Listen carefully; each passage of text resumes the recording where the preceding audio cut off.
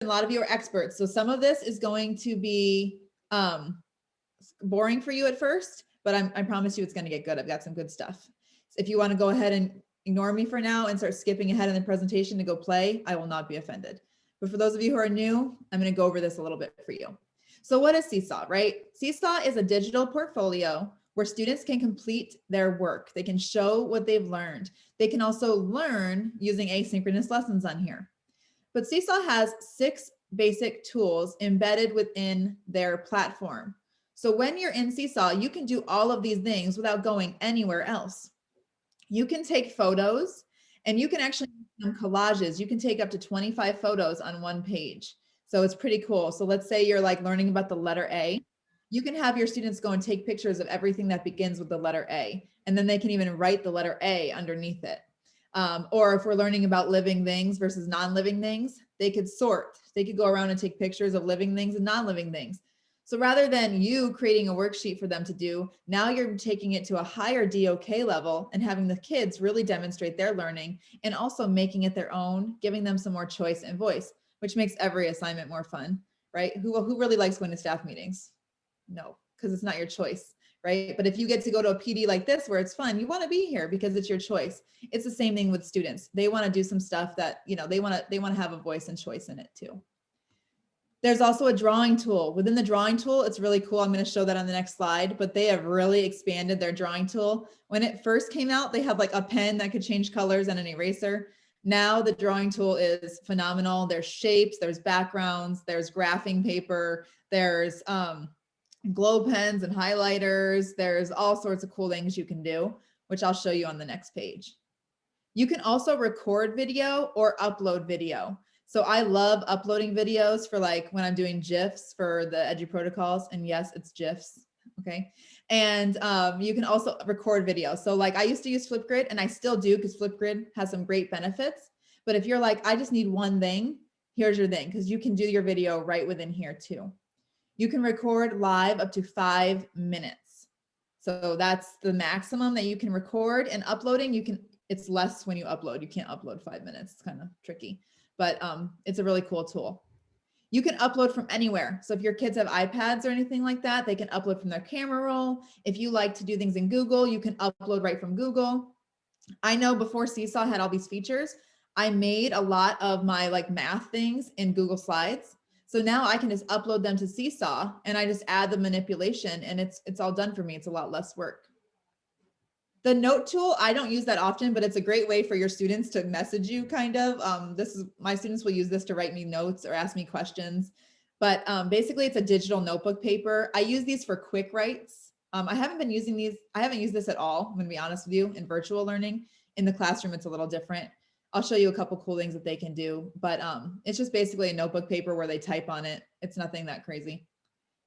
And the link tool is really fun. This is where you can bring your resources from other places. So let's say, for example, I like to use quizzes, but it's really hard to get my first graders sometimes, especially in distance learning, to get on quizzes, to enter the code, to enter their name, to get in. It can take forever. So I like to do the direct link, and now they're on within a minute. Same with Nearpod. Maybe I want to do my Nearpod lesson.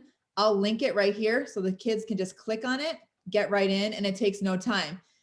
In the beginning of the year, it would take me like 15 minutes to get all of my students, you know, on quizzes or on Nearpod. That's a lot of instructional time wasted. So using this link tool has been a lifesaver. And I'm going to be real with you because I'm a teacher and we all know what happens in our classrooms, right? But the link tool is a lifesaver. So I will show you some ways to use that today too. That's just the rundown of the tools within Seesaw. This is a great resource for you. This is another reason you're going to want this presentation. There's a lot in the Seesaw drawing tool and it can get overwhelming for anyone who is new to it.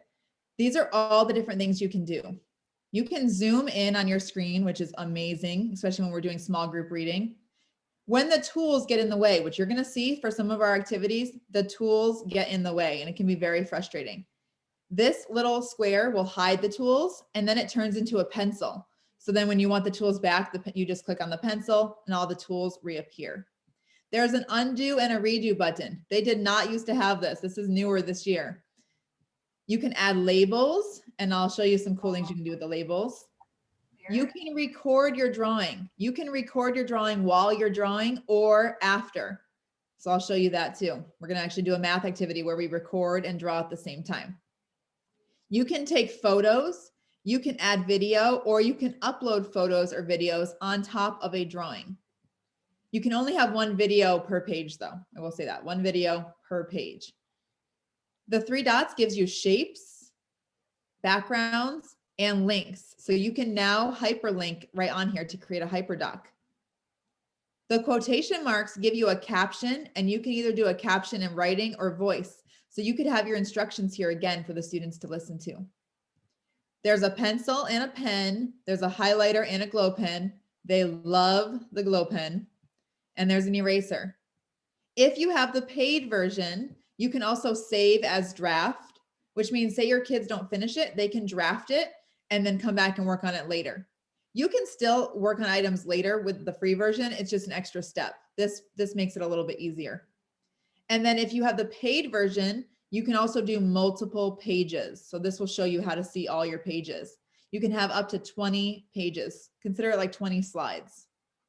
So this is a great resource for you just to see all the things you can do with the drawing tool.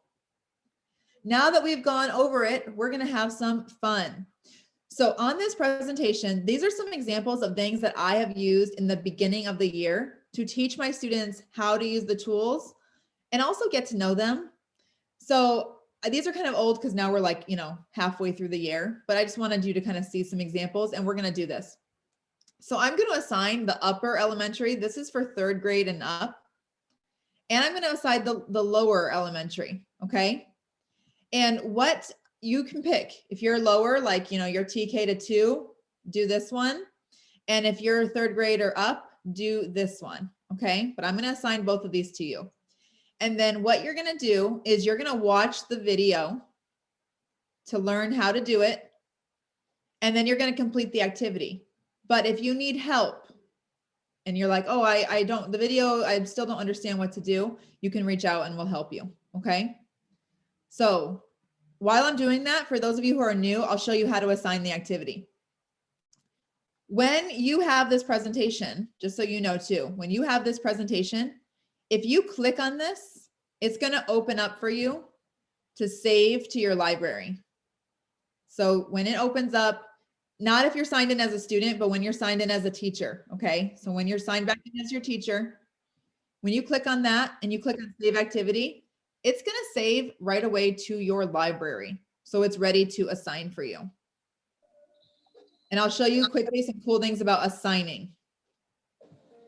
Now, remember, that link will only work for you if you're in as a teacher. Right now you're in as a student, so it will not work that way for you. I'm going to go to my organized area. So I'm going to assign this to you. When you assign it, if you have multiple classes, you pick the class you want to assign it to. You can also edit students. This is one of my favorite things because we know that in our classrooms, our students are all at different places. So when I do certain math assignments and certain reading and certain spelling, right? We have modified spelling lists for some of our kids. We have differentiated reading materials. We have modified math assignments. I can assign to students based on their needs. I can click edit students and I could say, like, let's say, for example, I knew exactly who was upper and who was lower. I could only click the people that I knew this assignment needed to go to. Or I can click all. For this example, I'm going to click all, but for when you want to differentiate your instruction, which I'll show you a little more about in a bit too, being able to edit the students is amazing. I'll show you a trick too, because I don't know about you, but I sometimes it's like, I don't want to always look at my list to see who's in what group. So I'm going to show you a little trick that I've done too with the names that help me to know exactly who's in what group. So I don't always have to look back at a list.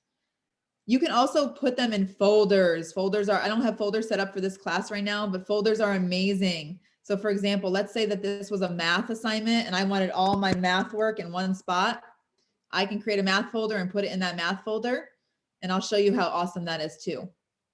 I do not really use skills. I'm just going to be honest with you. So I don't even have any skills uploaded, but if there's certain things you're tracking, like maybe you're tracking reading fluency, maybe you're tracking one-to-one counting, you can put that as a skill. And it is helpful for you when you're like looking back at data, especially for like SSTs or IEPs and things like that. but it's not something I super use that often. You can also like schedule it.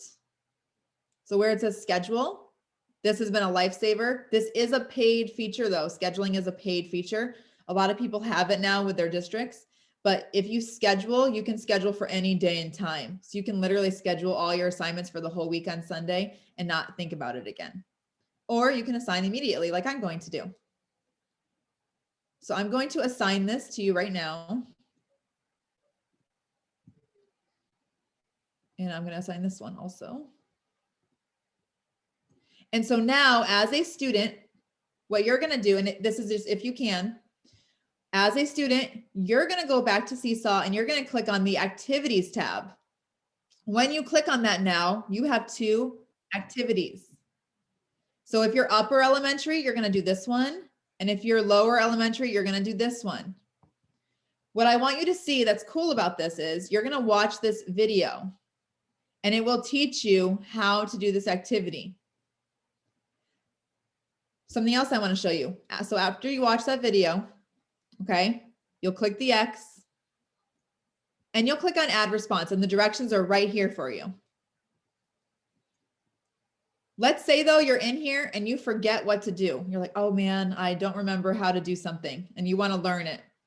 If you click view instructions, that video will be right here for you to watch again. Okay. So it's there for you and you can show your students how to do that. If they forget what to do, view instructions, and then here it is, and they can watch it again. Then you just X and you're right back where you need to be. So I'm going to give you about 5 minutes to watch this video and play with the tools a little bit. And then if you need help, you can unmute and ask for help, of course, too. But I'm going to give you about 5 minutes.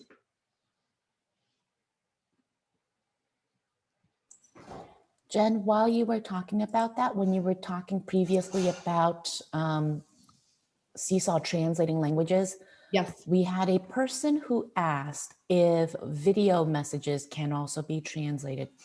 That's a great question. No, they are not, unfortunately. That is the hard part. It's only the text that they can translate. So like, let's say you upload a PDF, that PDF won't get translated. It's just whatever. So I usually copy and paste what was in the PDF. And then that will then translate. But yeah, it has to actually be typing words. Good question. However, I don't know if a lot of people know this, but for example, like when I was doing parent teacher conferences, I was like, oh, I'm definitely going to need a translator.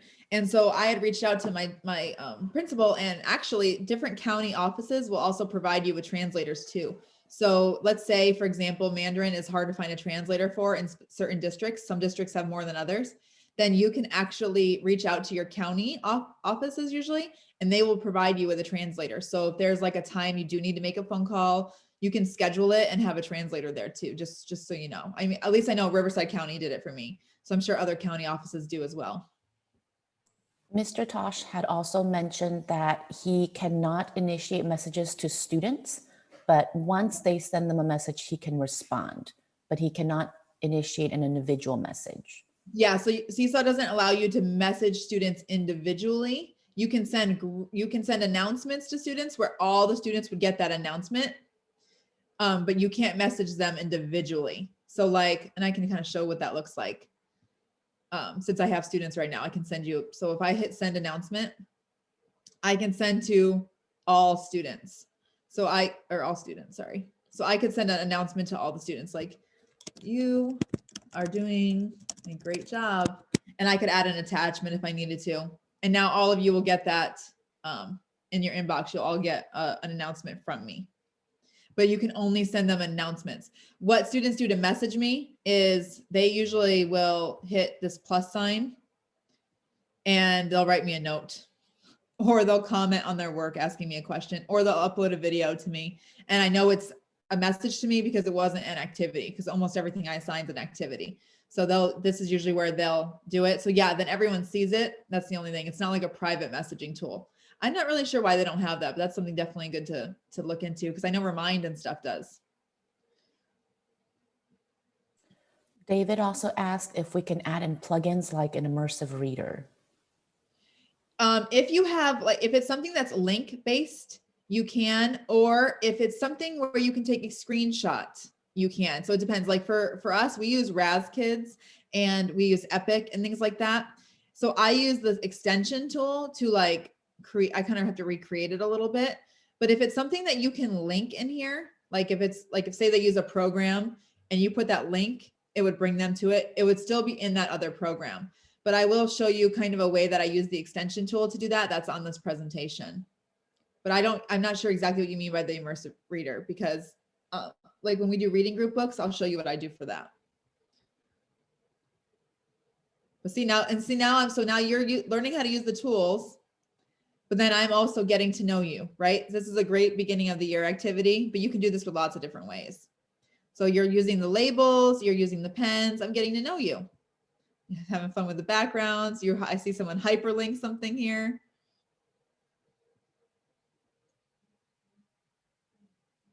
So have some fun with it. I'm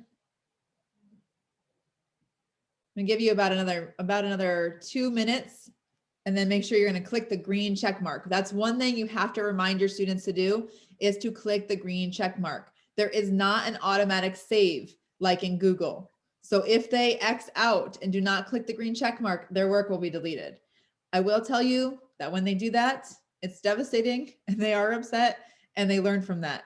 And they never do that again, because they do not want to have to redo all their work. And it's a good way to teach them those listening skills.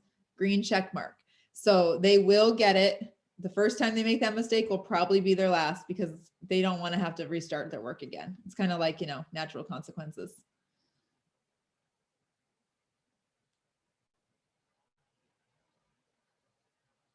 Yeah, definitely make sure you're in the activities tab. And that's something to teach them too. I talk about how journal looks like the book, activities is the light bulb. And if they ever say, I can't find it, a simple way, if they don't know how to refresh their screen, depending on their age group, they might know how to refresh, they might not. Another way to refresh is just to show them, click journal, click activities, and that will reset it too, so that they'll see it.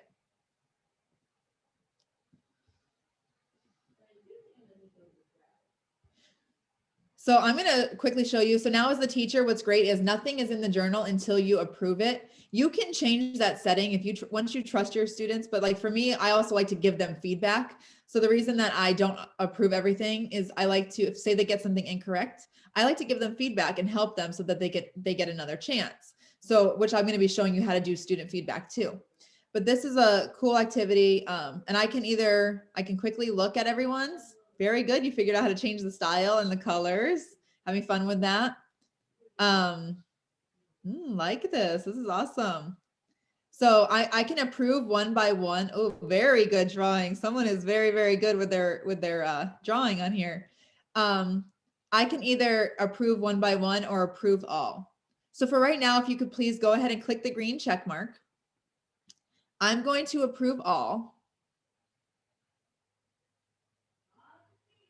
And what's great about approving all, if it's going to work for me, it's been kind of slow. Okay, is now if you go to journal as a student, you can see each other's work. Again, you can turn that setting on or off.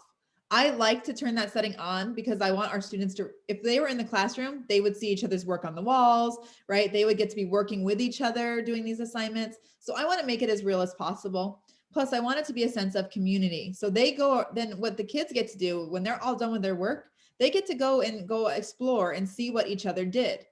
So I got more responses. I want to give you a minute just to go look, and you can see, you can comment on each other's work. You can do voice comments or type your comments, and you can get to know your friends a little more now. So if you go and check out their work, you'll get to learn about them. So this is a great way for them to get to know each other too and see each other's work. I'm going to give you just a couple seconds to scroll through. You can comment, you can like it. Parents also, just so you know, if you connect your parents to the classroom, as soon as you approve something, the parents get a notification and they can comment and like their child's work too. So it's really great to bring in that home connection too, and letting parents know what's going on in school, because it can be hard. Kids go home and the parents are like, what you learn about? And nothing, So now they can see, and it gives them things to talk about. Oh, I noticed today you read the story about the boy who cried wolf, and then they can, talk about that. So it's pretty cool the home school connections you can build too. Comments are also not approved unless the teacher approves them, unlike in Google Classroom. So what's really nice is I can check and make sure there's no inappropriate comments. And if there is, that's a great time for me to have a teachable moment with one of my students and start talking about that digital citizenship stuff. So I can see who made the comment and I can talk to them about it individually. So it's a really great way to, because sometimes in Google Classroom, people will comment and you might not check it until the morning and you never know what's going to happen. This is a nice way to know that nothing is approved until you've approved it. You can turn that setting off if you get annoyed with all the notifications. That's all in your wrench, but I do recommend having it on until you've really established some ground rules. Since we're all adults though, I am going to turn everything off just so I don't have to keep approving stuff because we're going to have some fun.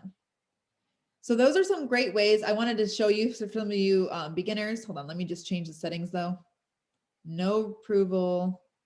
And then you go to comments and I can turn off that they need approval. So now you can all comment and post away without, I might have to approve one last time for the things that that were submitted after I did that or before I did that. But now you can post and comment away and I don't have to be annoyed with any of the notifications because you're adults and I can trust you. So that's kind of a cool way. I just wanted to show you some fun ways that you can learn how to use those tools and teach your students how to use those tools too. So hopefully that kind of helped a little bit and we're going to keep going because we've got a lot. That's our next. Jennifer? Yeah. I'm sorry. I don't see the like button like I normally do. I only see the comment, like for on the others to comment on the other students. I can comment, but I don't see the like button like I normally do. Maybe I have likes off. Let me see if I Oh. do that. Likes and comments. Oh yeah, that's what I did. Okay. So it automatically had it off. So there, that's a good, let me show you how to do that. So if you don't know in your settings, it's your wrench. Your wrench is where all your settings are. And this is where you can turn those things on. So students, likes and comments, I can turn likes on.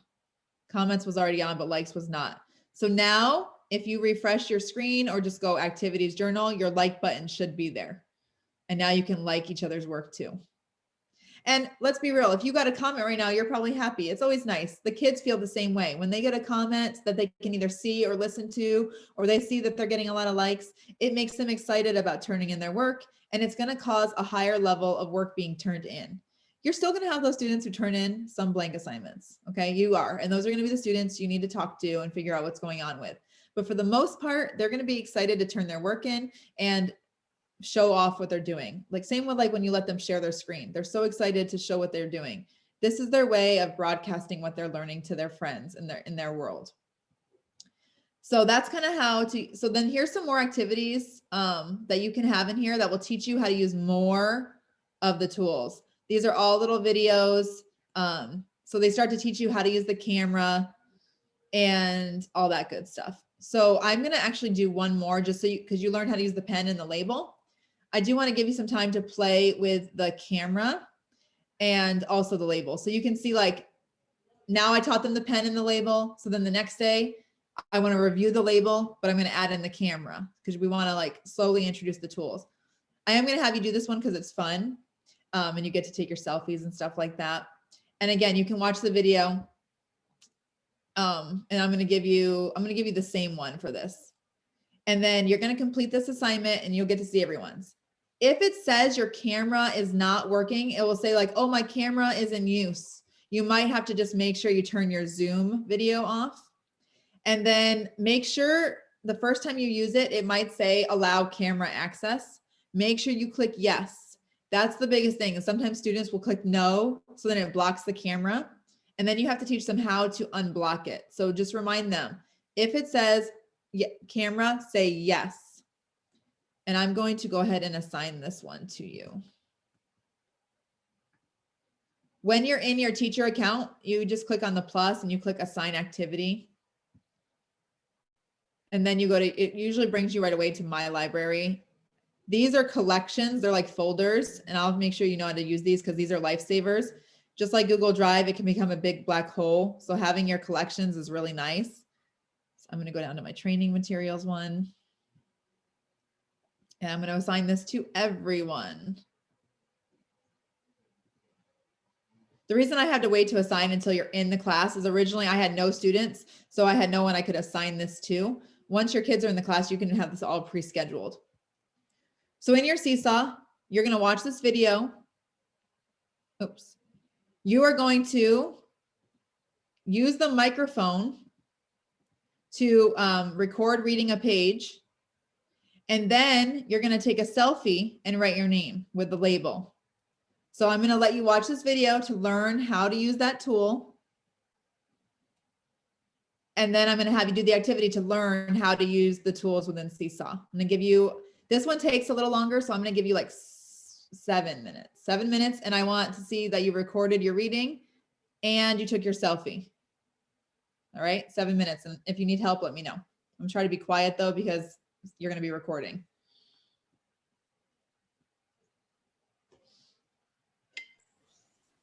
We did have one question from Mr. Tosh. Sure. He says, can you organize the assignments that are in the feed? Group students, grades, or assignments? Yes, that's where folders comes into play. So you want your folders. Folders are amazing, and that's a great way to do it. Okay, so like, let's say, so when you're in your journal,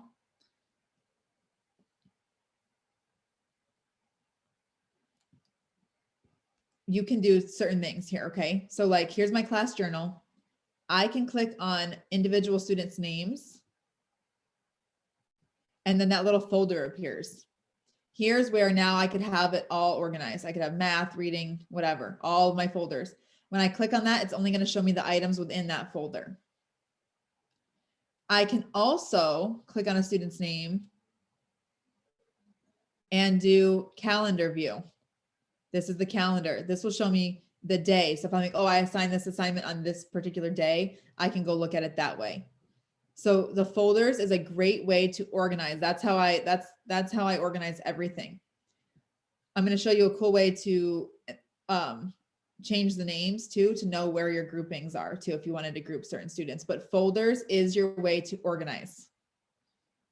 And that's in your wrench. When you go to manage folders, you can allow just you or students also to add to folders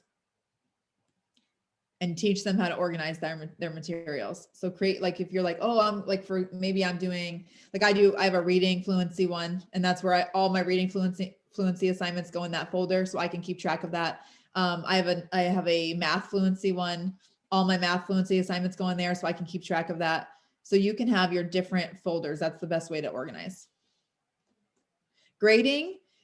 The only thing about grading on Seesaw is that the kids will be able to see it. Like, other kids will see the grade. So I usually grade it in a separate area, but I will be showing how I give feedback to give students a chance to redo their work also.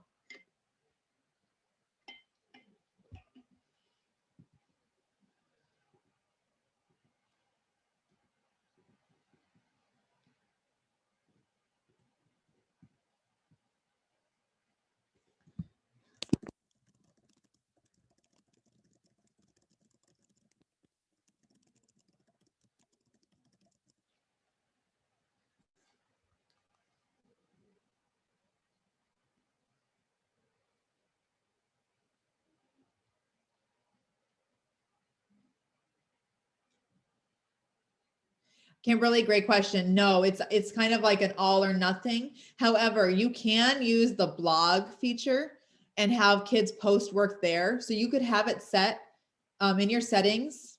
These are your settings. So this wrench is where you can find all your settings. Say you don't want students to be able to see each other's work. That is right here. You can turn that off for good. And then when you want them to have things that people see, that's when you can enable the blog. Which, where is, right here. So you can enable the blog, which I do not use because I just let the kids see their own work. But when you enable the blog, it will ask you to set it up.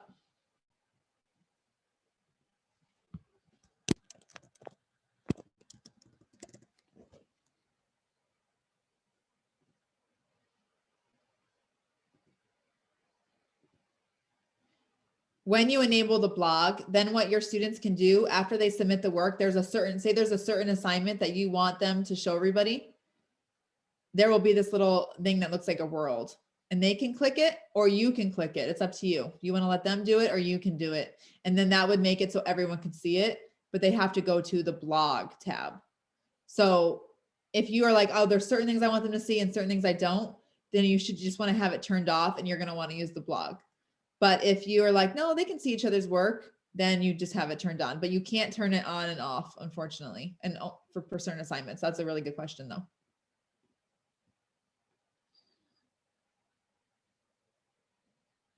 Okay, so great. So when you're, okay, so someone's like, I can't find the microphone. So that will happen, right? So when you add your response, the microphone should be here. If it's not there, make sure you, because if your screen looks like this, you might have gotten rid of the tools. Make sure you have that pencil so that the tools are here, but the microphone should be right here. Depending on, as long as everything's updated, it should be working. Did you find it, Susan?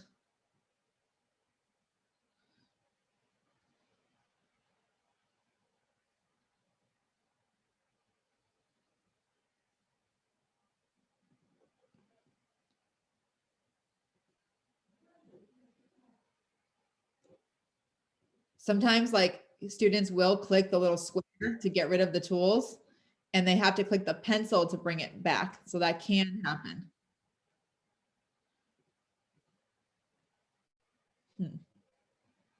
Yes, that's a good point. Make sure you clicked add response. So when you're in the activity, you might have watched the video and it might look like this right now. So if your screen looks like this, Susan, you want to click the X right here and make sure you click the words add response. Once you click the add response, it brings you up there.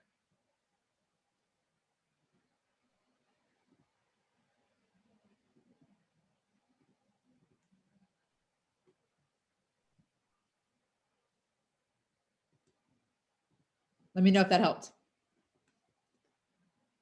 And your kids will do that too. Your students will do that. They'll watch the video and they might forget, oh, I've got to X out. But the more they do it, the better it gets. And obviously, like this is more for distance learning. When I'm in person, I don't need to have as many videos teaching them. But for distance learning or hybrid, it's great to have to help teach them.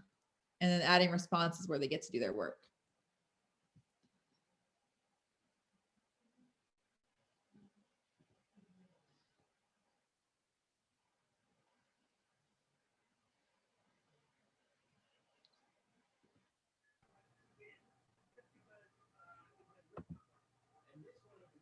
What you added? You don't have to add any links right now. I don't know why it's linked there. I think just it's a video.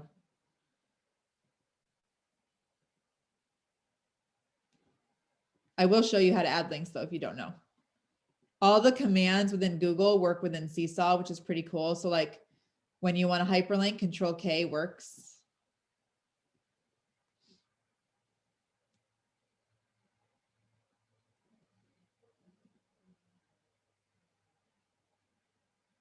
So since I turned off the approvals, everyone who's doing your work right now, your items are already getting approved. So if you're done, go check out, go see what some of your other friends did and get to know them a little more.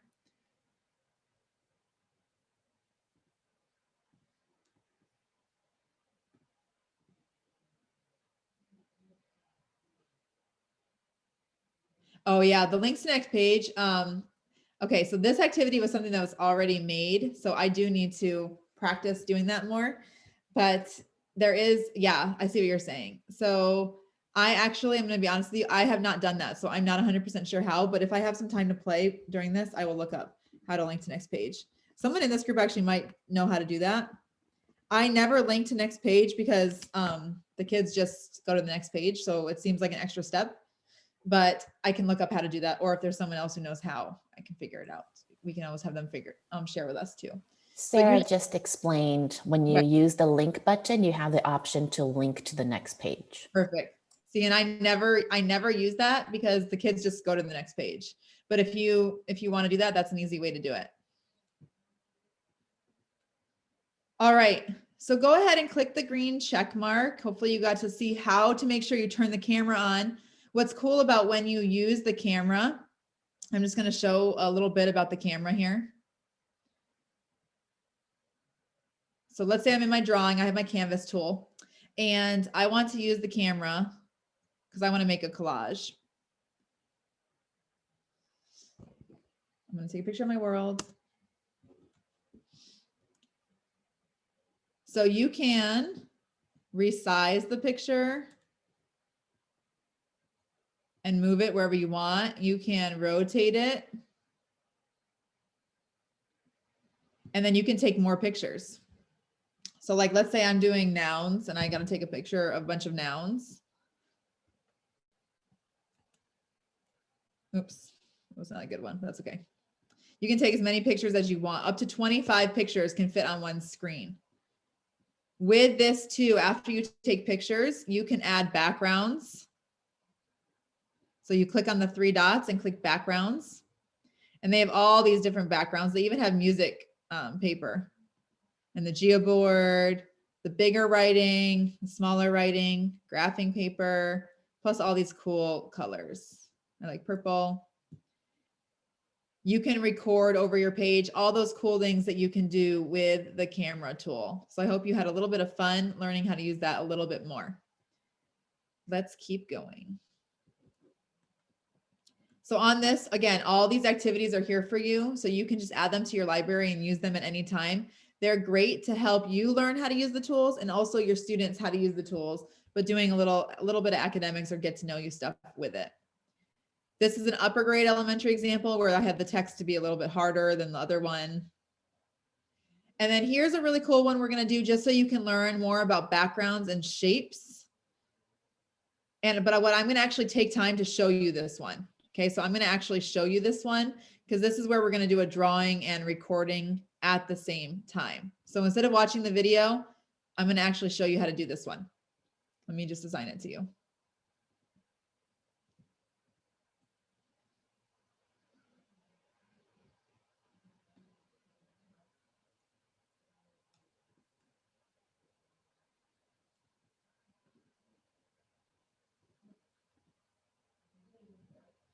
Okay, so I'm going to show you this activity because this is pretty fun.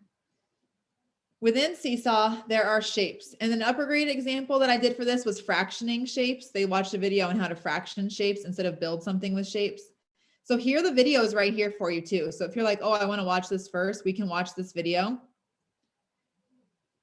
But I'm going to actually show you. Now here's a modified version I did so that the students could just place the shapes here. What you do is you click on the 3 dots and you click on shapes. Here you see all the different shapes they have. So I needed 3 hexagons. So I'm going to place them.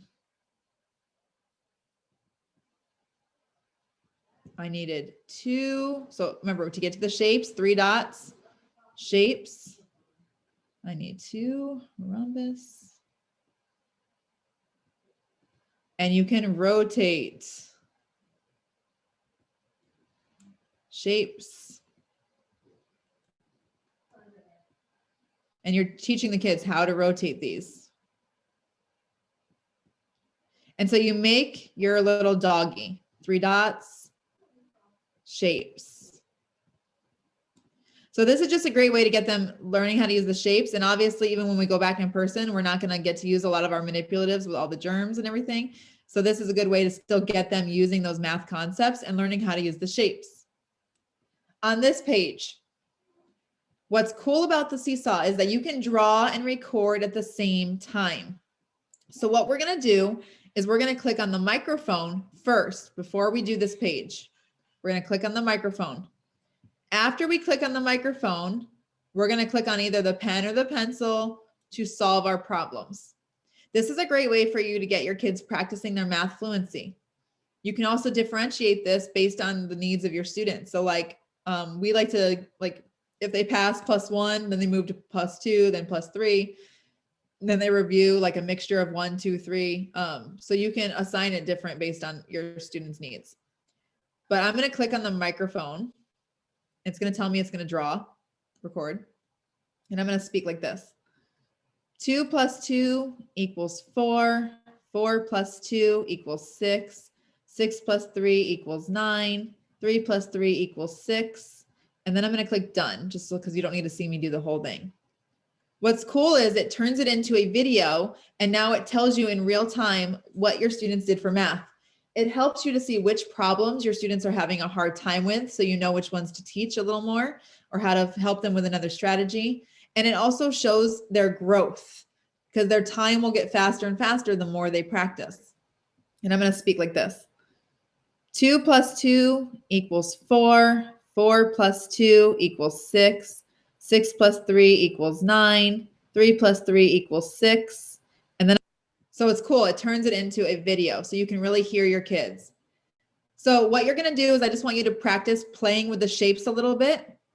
If you want to get creative, your shapes do not have to be this color. You can actually click on the shape.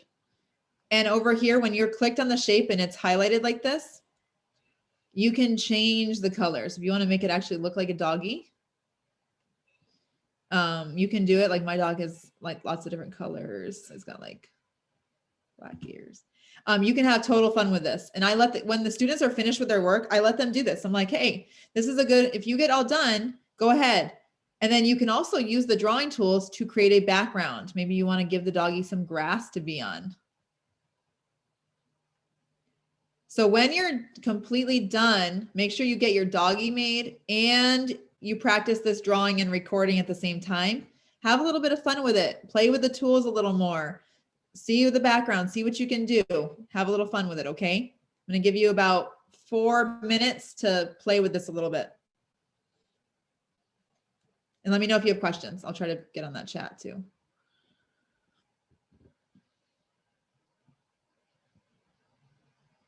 Oh, that's good to know, Kim. Usually it works as long, what often happens with the camera is it'll say camera in use and you usually have to turn zoom off. But yeah, make sure, always make sure it's updated.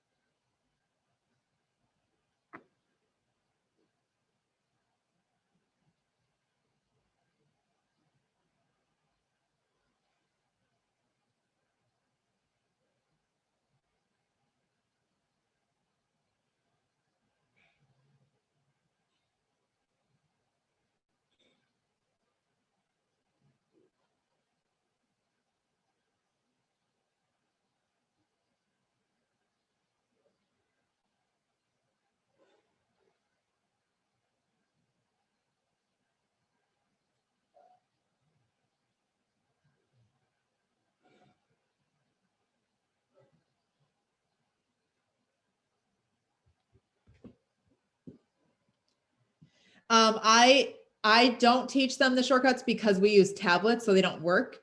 But when we're in the classroom and like around January, I have about 8 Chromebooks and I start to like rotate them so that they all get a turn. Once I have Chromebooks, yes, I teach them the shortcuts because they love it.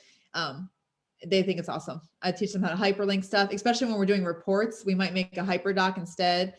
So I will teach them the shortcuts, but it's very hard on I don't think it works on a tablet. But if you have Chromebooks or Macs or any kind of laptop, yes, I do teach them the shortcuts. But I'm first grade, so I usually do wait till January. It's they're a whole different breed in January, so they can do a lot of cool stuff.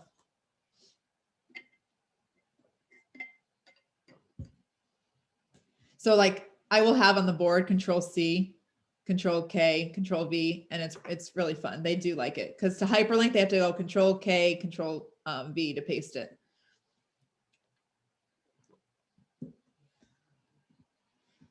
But you know your students, you know what they're ready for. And you know, you're going to have some who are super ready and then they can go and help others. When we're in the classroom physically, it's easier to do some of those things because we can physically show them. And sometimes it can be hard to do that virtually, but you know your students, so you know it will work.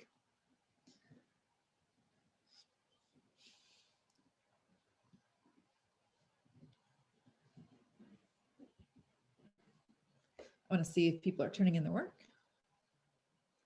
What's great too, while you're working, I don't want to talk too much if you're doing your recording, but what's awesome about assigning it as an activity is you can easily see who's done their work and who hasn't. So like for here, it tells me I have 22 responses, but 11 did not respond.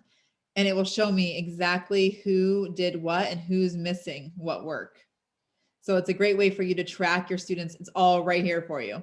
It shows you exactly who did it. It will show you who saved it as a draft and all that fun stuff. So it's really easy to be like, hey, so-and-so, and have a little meeting with them and make sure that see why they're not getting their work done.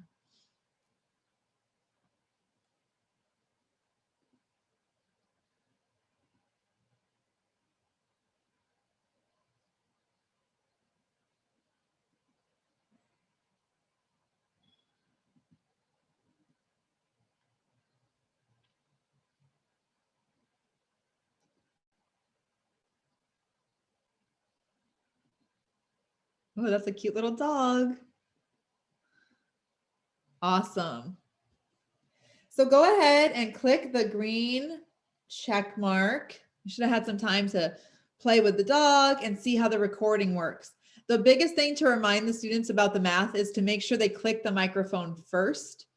If not, if they solve it, they can always click the microphone after, but I just like to see their real time and I like to see their thinking and see where they're struggling so I know where to help them. So it's kind of like a way for them to practice, but also for me to assess and see their growth. And what's cool about Seesaw is it dates and times everything. So you can really, when you're on here, it doesn't always show me the time on my phone, but if I'm on a Mac or my Chromebook, it will show me the date and the time, which is really cool when you want to see your students' growth. So if I had this, like someone asked about organizing, let's say I had this in a math fluency folder. I'd go to my math fluency folder and it would show me all of their math fluency with the dates and times, and I would get to see how much better their fluency was getting. So it's a really great way to show your students' growth. So those are just some fun ways that I teach the students how to use the tools within academics. So some of it's academic, some of it's just fun. So I'm teaching them how to use the tools and I'm getting to know them and I'm getting them practicing certain skills that we're going to be doing. Because that math fluency, we do at least twice a week. This was an upper grade example. And so if you're like upper grades, I think that the math problems were, I think they were multiplication or division. I can't remember, one of the two. And then with the shapes, they're breaking up the shapes into equal parts. So instead of building a dog, they're doing fractions with shapes and things like that. All right. This is going to be kind of something I wanted to show about all the things you can really do with the drawing tool. This is also an Edu protocol. This is a FAIR model. So within the drawing tool, you can do all of these things. You can do labels, you can add pictures, and you can add video. You can do that all in one page, all in one canvas. You can do all of these things. So I'm going to show you how you can do that. And this is something that's great to use anytime you're doing like a quick assessment or you want your students to really have a certain thing that they master. For example, when we do plants and animals, one of our things is understanding what a mammal is. So I'm like, mammal is a vocabulary word. I want to make sure my students really understand. So after we do some teaching and some learning, this is a way for me to assess what they know about mammals. You can do this for anything. You can do this with fractions. You can do this with anything you're learning about. But I recommend doing it for something that's like, you know, something that's really essential that you want to make sure your students mastered. So I'm going to quickly kind of show you this, but here's the activity. So again, when you're on your teacher account, you can save this to your library and you can assign it. I'm not going to because I already have it and I don't need the same assignment a bunch of times, but I'll show you how to do this. So assign activity.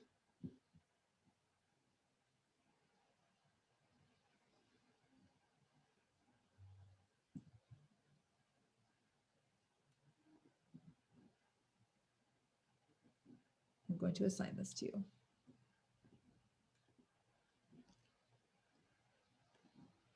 Okay, so what's cool about the drawing tool is you can do, this is just to show you all the things you can do.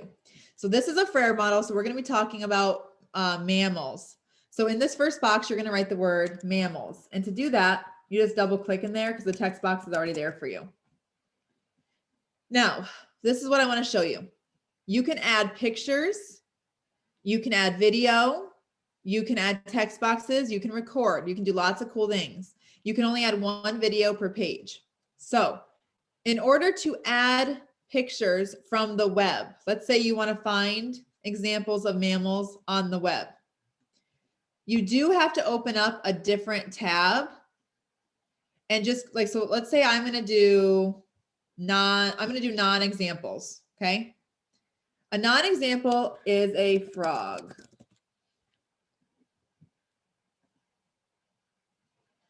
So I'm just going to go to Google and find a frog that I like. I copy it. And in Seesaw, I paste it, and paste is Control V. And it will paste the picture right in here for me. So maybe I want another non-example is a snake. I'm going to copy and paste it by hitting Control V. And then I can resize it. And another non-example is a fish.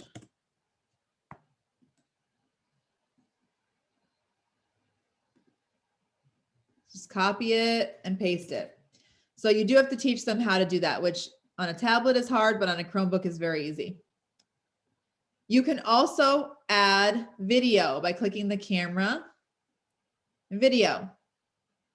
Now, if you were in a place where you could go take pictures of mammals, like I have a cat and I have a dog, so I could take a picture of those two, and I'm a human, right? So I could take a picture of 3 different mammals, but that would be that you could just click on the camera. But if you wanted to find resources from the web, you do have to actually copy and paste, or if they had it downloaded or something, they would upload it. But you can also add video. So let's talk about videos. I want to do a video talking about examples. Some examples of mammals are cats, dogs, and giraffes.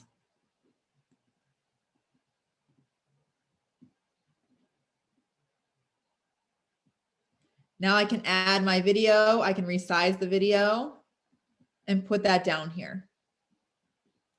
I could use the pen to write.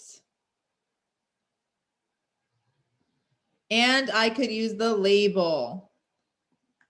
Some of you figured out with the label, once you type something, you can click these 3 dots and you can change the style of it, the color, you can resize, you can do everything you want with the labels. So within this drawing tool, you can add all of this on top. You could even record over this. So there's lots of cool things. Actually, I don't think you can record with, oh yeah, you can. I couldn't remember if you could with a video. So you can even record. So if you wanted to do essential characteristics, they could just record that part. So you could do all that with the drawing tool. All of it. Add pictures, add video, draw, labels. You could add shapes. Lots of cool things you can do. So I am going to give you only about 2 minutes to do this one, just to play with it, just to see all the different things. I want you to practice moving stuff around and let me know if there's an area that you need help with or something you want to know if you can add to this. But I'm going to give you about 2 minutes just to kind of play with that a little bit. Yes, students can turn their work back. You cannot see them working in real time like Nearpod. No, that's the only problem. You can't see what they're working on until they turn it in. So when I'm doing like math lessons, I usually use Nearpod, but when I'm doing assessments, I'll usually do this. What I do have students do though, like if we're on Zoom, I have them share their screen with me so I can see what they're doing in real time.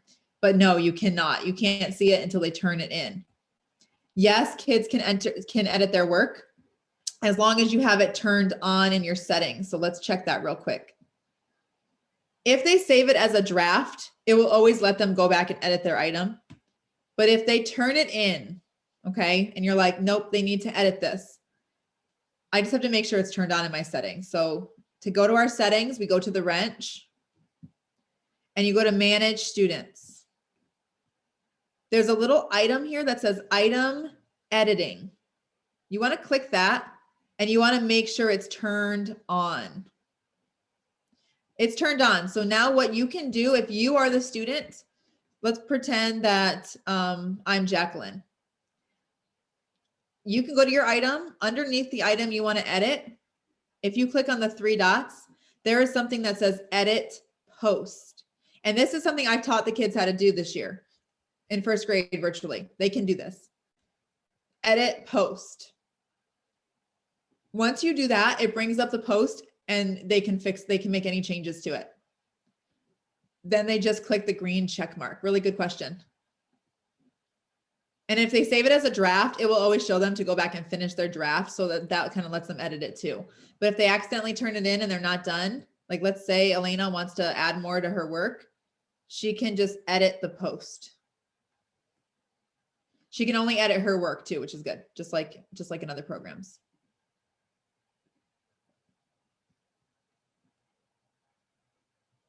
Oh, and also Valerie, I have a whole section on math reps coming up. I don't know if you looked, but I'm very excited. But yeah, so the Frere model, I do it a lot with key vocabulary or science concepts, social studies, like so things like that. You can do it totally with math. You can do it with language arts. Like maybe you're learning about like for example, nouns. What's a noun? What's a verb? What's a preposition? Things like that. Getting them to understand the different parts of speech. Those are really great for Frere model, but mostly I do it with a lot of key vocabulary. Like I'm thinking about my essential vocabulary I need them to understand, things like that. But yeah. Yes, if you have edit post on, the only person who can edit the post is the person who's doing the work. So no one else, I can't go in and edit someone. The only reason I can is because I'm a teacher. So the teacher can edit anybody's post, which is amazing for student feedback, which is also something I want to show you, because especially for those of you who know how to use these tools, using the feedback options are so awesome. Especially with virtual learning right now or hybrid learning, we need to give our kids real-time feedback. I'm going to show you how you can edit the post as a teacher to do that. But no, only the kids who did the work can edit the work. They can't edit each other's unless they tag each other, like if they're doing a group project or something, but I don't even show them how to do that usually. So. And also, just so you know too, if you have it on where items require approval, if a student edits their post, it comes up to you as something you need to approve again. So you'll know if a student edits their post. So let's say you graded something, and then someone went back and edited it, it will show up to you to reapprove. Oh, yeah.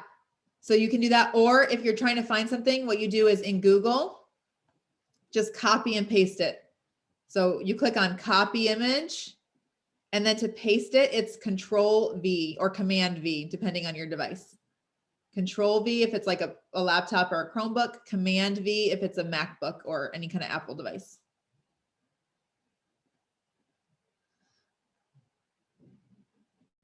So just kind of have fun just for like about 30 more seconds just to see how cool. Awesome. This is a great one.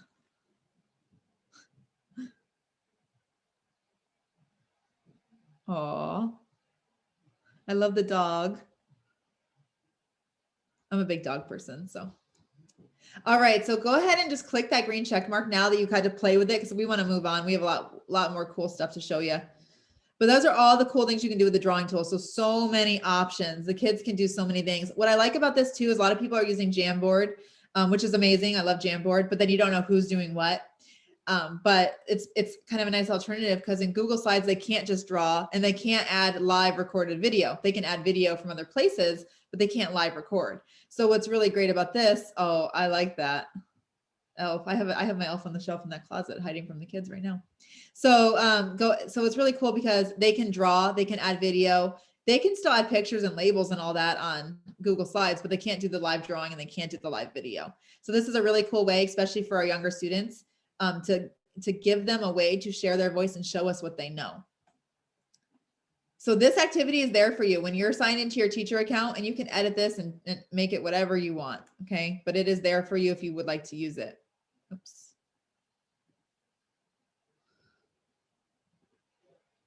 Okay. Here's a fun way of using math reps and using the link tool. And I'm going to show you how to do this because you will have this activity, but I do want to show you how to edit this. When you have this activity, you don't want to use my quizzes. You want to use your own. So I'll show you how you can find the quizzes links. Okay. But you'll save this activity when you're in the teacher account. And I have a tutorial, so I'll show you this. So don't worry, because this part is a little complicated. So when you save it to your library, You'll click on it. You want to actually, as the teacher, you want to copy and edit it because you do not want my quizzes. You want your quizzes link. So you would actually delete this example and you would add your own quizzes link. So to get to the quizzes link, what I like to do, and I'll show you where to find the, because I have all the quizzes for all the different things. So we're doing addition, that was addition level 9.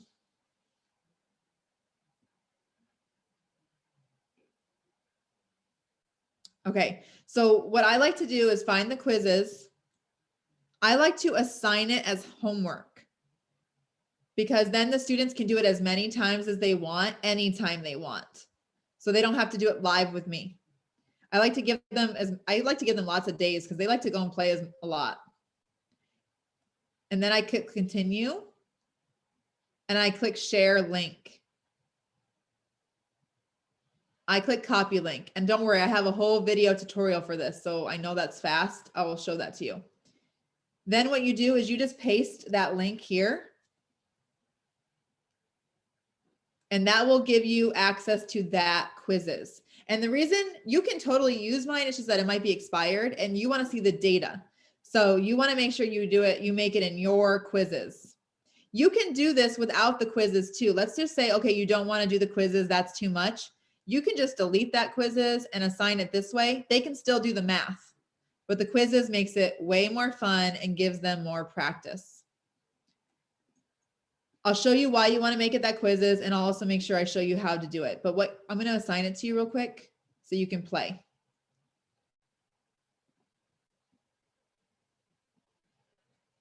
And I've been doing this a lot, and the students are, they're so good at it, and they love it, and they'll play like a million times. So I'm going to go to training materials, and I'm going to assign this to everyone. Okay. So what you're going to do in your activities right now, you're going to click on this quizzes, and you do have to click on it 2 times. You're going to enter your name.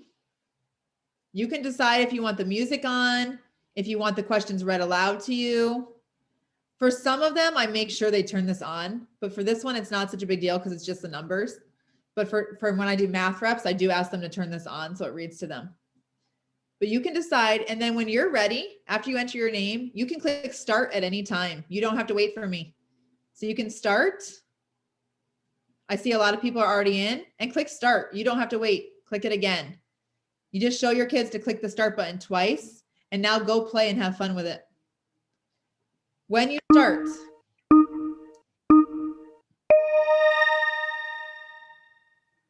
you have to type the answers, and then you click submit.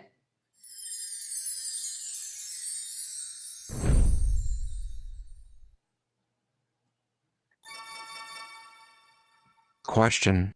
11 plus 7 equals. So we're just gonna play and we'll fun and play this a little bit. Question. 10 plus 9 equals.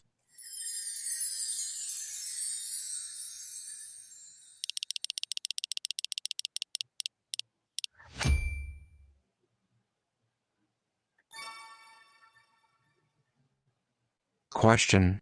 11 plus 9 equals.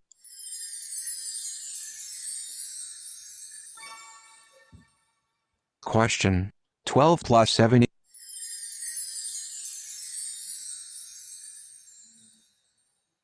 Question.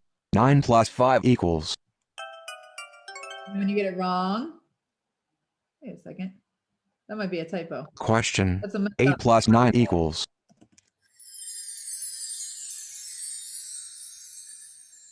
I'm gonna go fix that while I notice that. I'm gonna let you guys keep playing. If you get done playing, you can play again. It will show you that you can play again. So if you get done playing, play again. I'm gonna fix that answer because that was a wrong answer. Sometimes I make these too fast.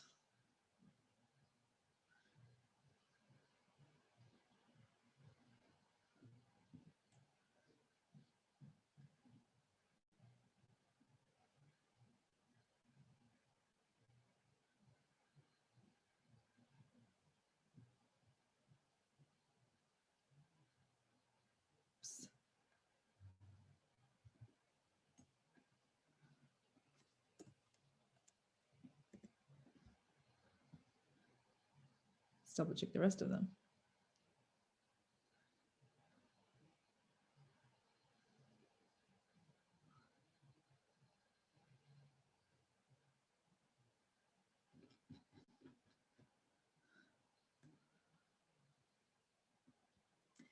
Now, as the teacher, when I go to reports on quizzes, I can see that everyone is playing this game right now. We're at 49% accuracy, which probably is also part of my fault since I had a wrong answer in there.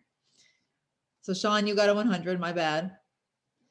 And you can see where your students are progressing, how many they're getting correct, how many they're getting wrong.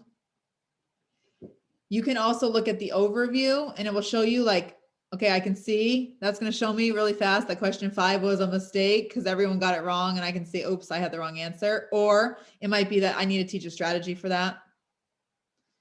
But it will show you which question was wrong and things like that. So it's pretty cool. You can look at it question by question. You get a lot of really awesome data from this. Okay. When they're done playing their quizzes, first of all, it's fun. They can play as many times as they want. And then what they do is they X out of their quizzes.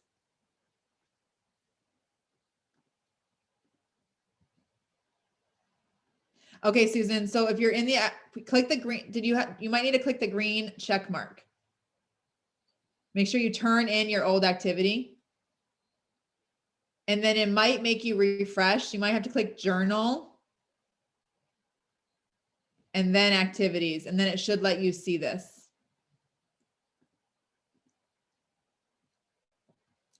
Yeah, you can turn power-ups on and off. That's up to you.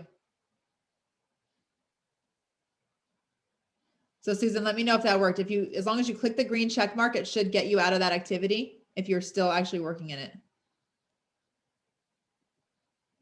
Sometimes it does, sometimes it doesn't. So I've had it happen both ways. Sometimes they have to click on journal. That's why I usually tell them to do that. Sometimes if we click on activities, it still doesn't show up. And sometimes it does. It's kind of like hit or miss. It's kind of frustrating.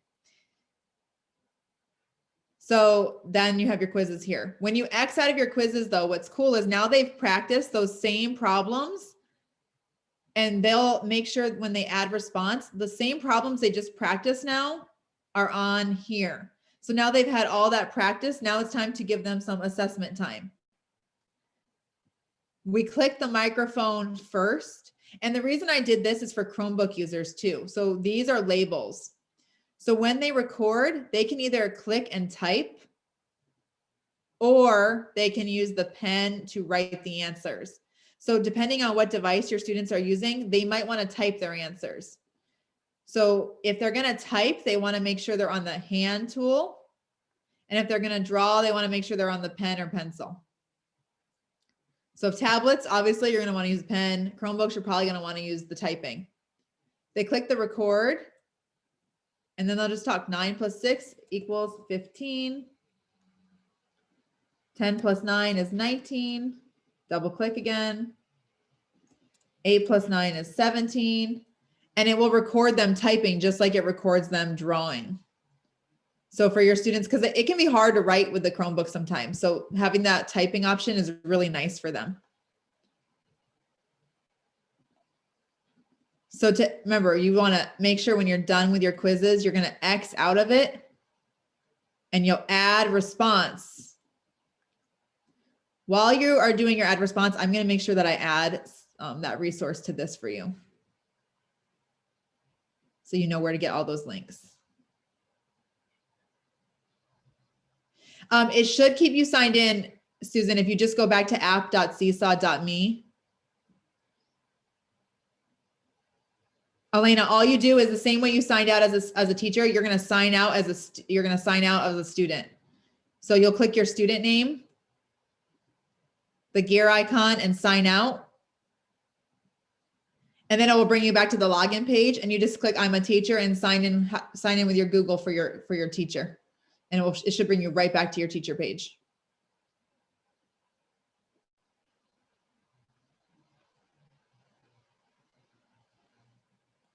So Susan, if you go back to app.seesaw.me, it should have you saved and it should keep you right back signed in.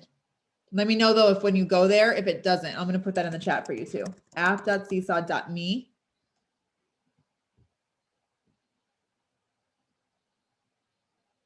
it should bring you right back into the account. But if it doesn't, let me know so I can show you what to do.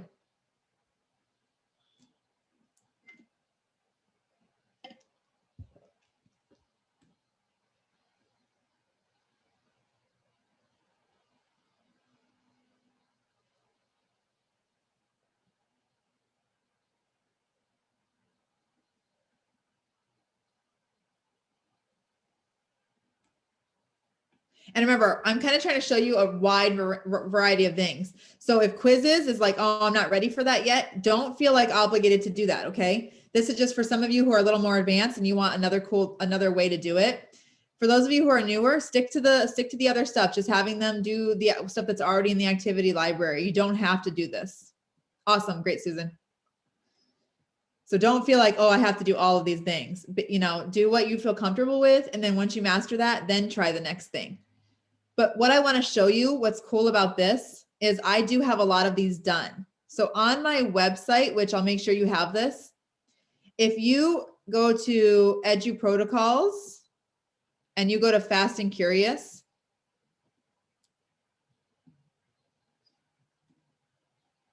I have this a lot of this done for us. It's still a work in progress, but I'll show you exactly how to do this. This is the video tutorial that teaches you, if you needed to remember, how to change the quizzes link, how to assign the quizzes, how to change it. This video will help you. It walks you through the copy and edit, the assigning, and the putting the link in. So this will teach you how to do that again. And then here are all the quizzes and Seesaw activities down here. So I have addition to 20, subtraction to 20 done. I'm working on mixed addition right now. So it says like level 1 and quizzes level 1. So if you click on level 1, it will give you the Seesaw activity. And then if you click on quizzes level 1, it will give you the quizzes link you need. Okay, so it's all right there for you. Here it is for you. Then all you do is assign it as homework and get the share link. So this document has a lot for you. And again, if you don't remember how to change everything, the video tutorial will walk you through it step by step. How to assign the quizzes, how to copy and edit the Seesaw, how to get your students on. So you have, I think there's 12, there's 12 addition and 12 subtraction, and they go up by levels, going all the way up to 20. And I'm working on addition, and then I'm working on addition to 100 when we start getting in those double-digit numbers. So a lot of this is here for you, and this video will help you do that.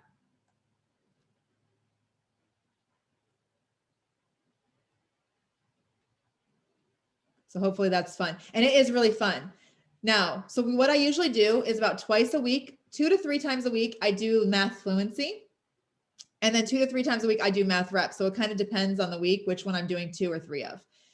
So hopefully you had a little bit of fun with that.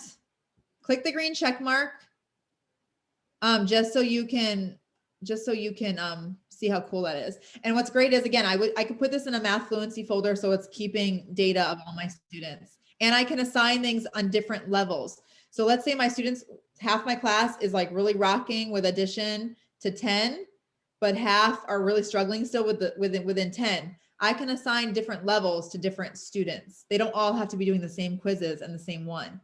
So when I assign it, when I click edit students, I can pick, so we can differentiate for the different needs of our students, and they have no idea because they're still having just fun playing quizzes and they're having fun doing the activity.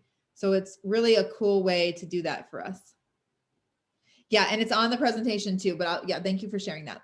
Okay, so that was one fun way to do it. So that's kind of a math, we call it Fast and Curious with our math fluency, right? But I have another one that's pretty fun with math reps. And this has been really cool because I've been using this a lot since we came back from winter break, and the kids are doing phenomenal. It took a lot of work to get them there. We have to repeat. And what I noticed is, like, we're not telling time yet. We don't teach time until the very end of the year. And in first grade, we only teach half an hour to the half hour into the hour. And then we teach words like quarter, half, things like that.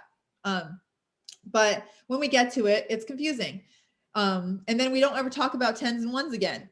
We're not doing all our math fact families. We're not doing expanded form. So then when students go to second grade, They don't remember what expanded form is. They don't. Even if they mastered it for that one time you taught it, they will not remember. Most of them will not remember when they go to second grade. And if we have any second grade teachers in here, you know that's true. Math reps helps them to truly master it because they're constantly using it. We know if we don't use it, we lose it. So these math reps are a great way to get the kids using it. So I'm going to assign this to you because this is going to be another example of how we can play our quizzes and do this activity. And I'm working on making it easier for you to have these resources on my website too, like I did with the addition. But let me assign this to you, because this is another really great way to do fast and curious with math reps.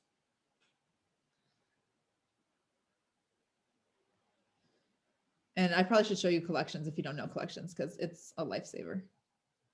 Okay, assign. Okay, so here you're gonna have another quizzes, but this quizzes is not adding and subtracting. It's gonna be all about our math rep that we're gonna do today. So it's another fun way. So if I do math reps, I don't do the math fluency. I do every other day kind of. So you're gonna click on this and it's gonna let you play another quizzes focusing on the math reps. This one I usually do tell the kids, please turn read aloud on, because some of them can't read it and I don't want to test their reading right now. I want them to be doing their math skills. So I do have them turn the reading on. You just want to make sure it's green. They can choose all these other things. And you can start. You don't have to wait for me. Start and start. Just got to remind them to click it twice.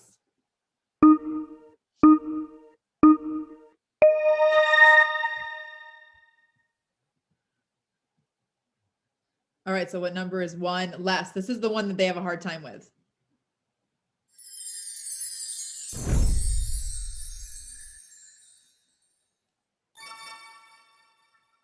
Question. What is 6 plus 5? Some of them are typing, some of them are just clicking. Question. What number is 1 more? Question. What is this number in expanded form? Option 1. Oh, wasn't looking at the symbols. Question. Well, hopefully I'll get What to see number it. is shown here?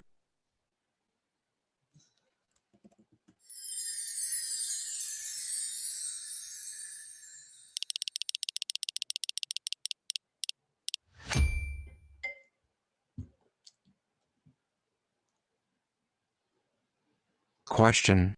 What time does this clock show? Option 1. 1:30. Option 2. 1.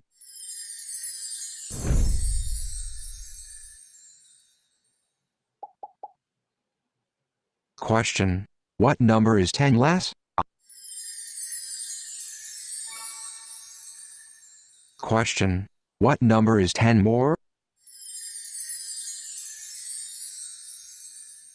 Question. What is 11, 6?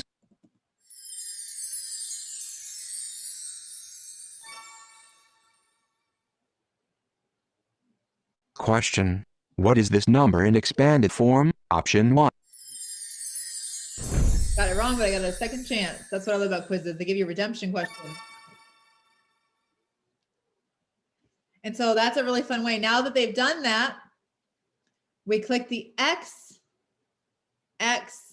and we add response.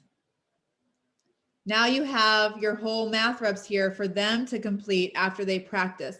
Now, I will say that about the first 4 times we do this, I'm doing it with them, you know, getting them to practice, especially because we never taught time before. But then once they've mastered this, now I assign this to them a bunch of times. And then I kind of change it out here and there. I might take away the clock and add a number bond, or I might take this one away and make it a number bond. So you're going to review things. I might have a word problem. I might have a geometry question. So I will change these out so that I'm constantly repeating all the different math standards. And it is amazing when you do this because the students, it's just phenomenal. They learn so much and they truly master the math standards. And then the kids who are still not quite getting it, I work with them in a small group. And then now, I'm like, okay, I'm seeing that you're really struggling. Like this one was really hard for them. remembering, because they're used to seeing it on a 100 chart. So just seeing it in a different way, or counting by tens. Like sometimes the number might be 25, and counting by 10 starting at 25 is a lot harder than 20. So I would work with them in a small group to really master this skill. So now they can do it independently. So this gives me data to show me who I need to work with also. But it's a really, really great way for students who struggle. You send them. So what I usually do, if they, like I said, if they struggle, I'm usually pulling them into a small group and working with them. And then yes, I will reassign the quizzes to them, and I'll often play with them. Like first, like I'll play like a student and I'll say, what do you think the answer is here? Because I want to make sure they're really understanding the quizzes itself too. And the quizzes gives me a lot of data. So when I go to that quizzes, and they struggle, I'm going to tell you, the first several times we do this, it is a struggle. But then the more we do it, the better they get. But yeah, I will reassign the quizzes to them. I've also shown them how to go to their, like if you're on activities, this is hard for them, but they're really good at figuring this out. If you as a student go to an activity right now, if you've done things, you're going to see two things. You're going to see a green plus sign. You're going to see an orange check mark, and you're going to see a green check mark. The green check mark are all the activities that you have currently completed. If you click on that, all your quizzes links will still be there to access. So they'll go that way. Or sometimes what I'll do is instead of assigning it as an activity, I'll post it as student work, and I'll put the quizzes link there. Let's see if it's, and I can like, okay, I want them to play this quizzes, and I can tag the students. Like I'm like, okay, since you asked, I'm just going to tag, well, I'm just going to tag some random people. Here we go. So you can tag what students you want to complete the work, and then it will show up in their journal. So then they can play at any time. Another really cool thing you can do, if you want everyone to do it and you want them all to be able to play, like say you did it on Friday and maybe they want to play over the weekend, because we have some students who are silly and they want to play over the weekend. You can assign to everyone, but you can also click on the three dots and click pin to top. This will make the quizzes link at the top for those, for the kids who I tagged. Or so if I tagged everybody, it would be at the top. So it would be everything else that they do. Even if you turn in something right now, your item will not go to the top. That quizzes will stay up here so they can click on it all weekend and play as many times as they want. But yes, I use this data to help me to drive my instruction and to give them practice. It's really fun, and it's a great way to master the standard. So again, now I need to organize my quizzes better for you for this, because I just kind of started doing this in January. It's still January. Can you believe that? January is very long this year. But on my website, again, when you go to Edu Protocols, if you go to Math Reps, all the activities that I've been making for Math Reps are on here. Here's some like number of the day ones. These are good. A couple other numbers of the day. But then here's like I'm just covering first grade standards because that's my major area. But as I get these done, I'll work on other grade levels too. But they're here. The only thing is I need to add the quizzes links for you, because this is my quizzes link. So I'm working on adding the links right underneath them so that you can edit it just the same way you do the addition and subtraction. I'll probably try to get that done today, actually, because I just need to do that. It doesn't take very long. Yes, it's almost the last day of January. I know, I'm very excited about that. Okay, so any kind of questions on that? Because that's really a great way to get them doing that. Yes, Quizzes Library has a ton of stuff already made for you. And with that being said, so does the Seesaw. So when you're on Seesaw as a teacher, you have this whole activity library.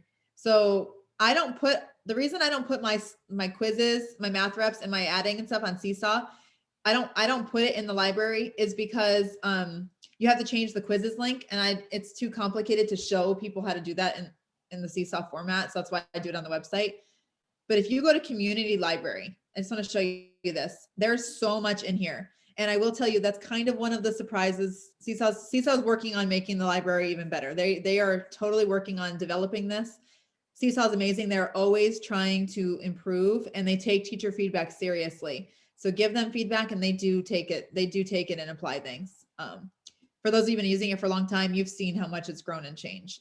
So you can search by grade level, by subject area, and you can even type in. Like the other day, I was looking for some good graphing things because I didn't know if I wanted to make anything. You can type in graphing and you can by grade level and see what kind of activity you want to do. A lot of the stuff's already made for you. Also, just so you know, I don't know if any of you are Benchmark Advanced users, but my website has a lot of really cool resources. So I have the EduProtocol stuff, but under Seesaw, I also have some kinder and first grade Benchmark Advanced things. So I'm working, it's still a work in progress, but broken up into units and weeks and stuff on here, all these activities. I don't put them in the library all the time because some of it's copyright. So I don't want to give it unless you're a Benchmark user. So that's why it's not in that library. But if you're a Benchmark user, I have a lot of resources on here for you too. So lots of cool stuff on the website. But the Seesaw library, like I said, has a ton already made for you. Like example, I was doing short I words and I was like, okay, I'm sure there's something I don't need to go find. I don't need to make anything. They have a lot of short I words right ready here for me to go. So really cool activities. Like this is one I would use because it's more like dragging and dropping. Lots of cool things already made for you, ready to go. Same with quizzes. Lots of stuff already made, ready to go. Okay, so let's keep going. For more ways to use EduProtocols, this also, just so you know, like I said before on my website, if you go to trainings, I think, yeah, here's where I put my recorded trainings. And if sometimes I'll randomly, like a good reason to follow me on Twitter, honestly, is sometimes I'll randomly like do a Zoom on a Saturday, or if I have a lot of people asking a lot of questions, I'll just do a Zoom and say, hey, come join me on this day. And it might be a live Q&A, or I might be covering a specific cool thing to do. Like maybe I'm just doing math reps. I actually do want to do a Zoom just on math reps. I'll put it on here and I'll tweet it out. But also trainings that I've done, like EduProtocols. This is an example of a Zoom that I did. It's all recorded and it will show you a lot of that presentation. I have a distance learning one and introduction to Seesaw. So for those of you who are beginners and some of this is too hard, check this one out. This is a really good introduction to Seesaw and some other cool next steps. I put them all on here for you to watch at any time you want to. But if you want to learn more about protocols, this is the link to my protocols presentation, which I'm actually doing this for OCQ later today too. It's a busy day. So if you want to have access to this, you are totally free to check that one out too for getting more ideas for EduProtocols. Using Seesaw to teach. Oh, we're only have 20 minutes left. So you can use Seesaw to teach. These are some video tutorials that will show you how to do it. But I am going to show you a couple ways within making an activity. But I really want to show you about giving student feedback before I do that. So here's some tutorials that will teach you about using Seesaw to actually teach lessons, especially during asynchronous time. And here are some examples of some asynchronous lessons. I'm going to try to have time to show you how to make one of these. But before I do that, I do want to get to student feedback and the Seesaw extension. So this again is a tutorial to show you how to use the Seesaw extension. It's called Reflect in Seesaw. So if you are a Google Chrome user, like I have a Mac, but I use Google Chrome, get the extension. It's a lifesaver and it saves you so much time for certain activities. It basically takes a screenshot for you and puts it right into your Seesaw activity, all done for you. So it just kind of saves your time. And this is an example of how to use it, which I will try to show you. The hyperdoc, I'll show you that too. I'll show you that when we're making activity. But here, I want to show you, I'm going to skip activities for a second because I want to show you student feedback, okay? Here are some videos on how to do student feedback, but I'm going to actually show you because this is so important. So there's different ways and it's all here for you. All of these are tutorials, but I still want to take the time to show you because giving the kids feedback is one of the most important things that we need to do. So I'm going to go back to our class.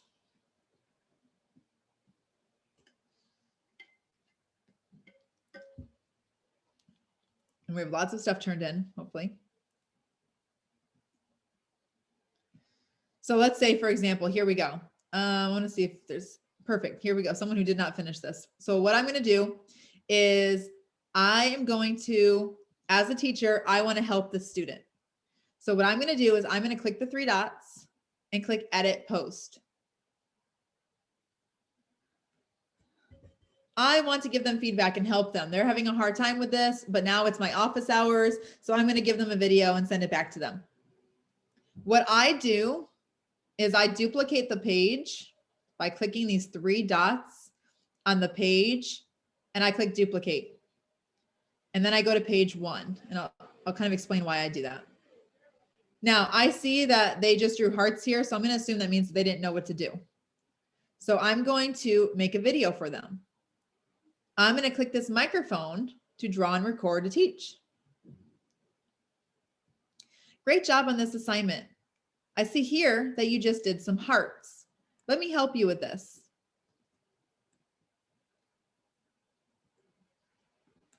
Here I see the number 20. If I'm counting by ones, what is 1 more than 20? 20, 21. What is 1 less than 20? 19. Up here, we're going to do 10 less. If we count by tens, what is 10 less than 20? 10. What is 10 more than 20? Can you fix your answers on page 2? And then I click done. Now, if I click, so since I have items like being submitted without approving, I'm going to click draft.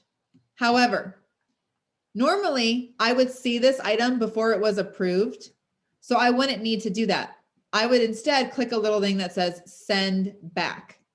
But since I'm having these items approved, what I'm going to do to send it back, and this is good because sometimes I approve something an accident when I meant to click send back. So then all I have to do is edit the post and click draft, and it will send this back to the student. So this student now will get that item. They're going to get a notification that they got something sent back to them.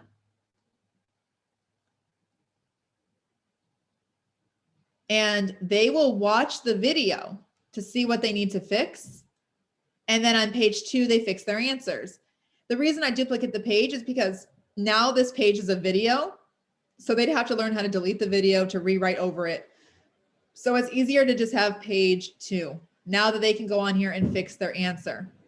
So you can draw and record to give them feedback. I do this a lot with writing. If students do writing, let's see, here's a good example of writing. Okay. I'm going to edit the post. I want to help them with their writing. I duplicate their page. And now like this person did a good job, but let's say they had words spelled incorrectly.